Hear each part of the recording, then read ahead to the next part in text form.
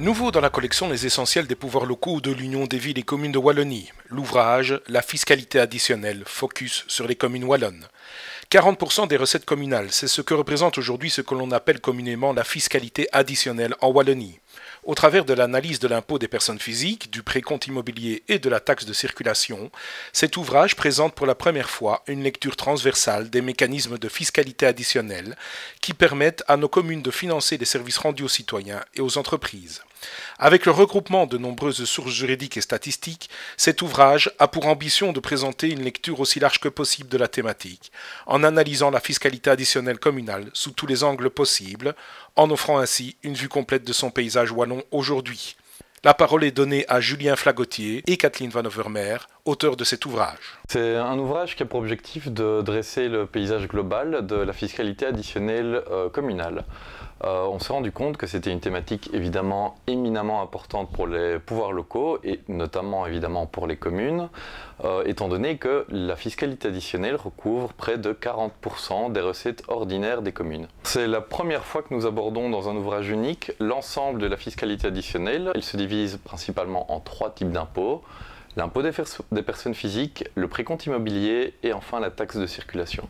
Et il est très important pour une commune de saisir tous les enjeux qui sont liés à la fiscalité additionnelle et de pouvoir adapter sa politique communale et sa politique fiscale en fonction de ses besoins. Donc en fait, les communes ont une marge de manœuvre assez limitée sur cet impôt, puisqu'elles doivent uniquement fixer le taux additionnel et le reste, la base légale, etc., et gérer un autre niveau de pouvoir. Donc ça nous semblait très intéressant de démontrer et d'expliquer de manière détaillée comment fonctionnent ces impôts, comment se passe la perception, le recouvrement, quelles informations ont les communes, qu'est-ce qui se passe au niveau des dégrèvements. Et alors aussi, on aborde toute une autre série de domaines qui concernent ces impôts, mais qui sont un petit peu différents. C'est tout le volet des compensations fiscales. Cet ouvrage s'adresse tout d'abord aux mandataires politiques, qu'ils soient bourgmestres, échevins ou même les conseillers communaux et qui souhaiteraient s'informer davantage sur cette thématique, mais également aux différents grades légaux ainsi qu'aux agents communaux qui travaillent au sein par exemple d'un service finance de leur commune. On essaie d'être le plus vulgarisé possible en reprenant vraiment la base. On a chaque fois donné des exemples bien précis pour montrer comment était calculé par exemple un additionnel à l'impôt des personnes physiques.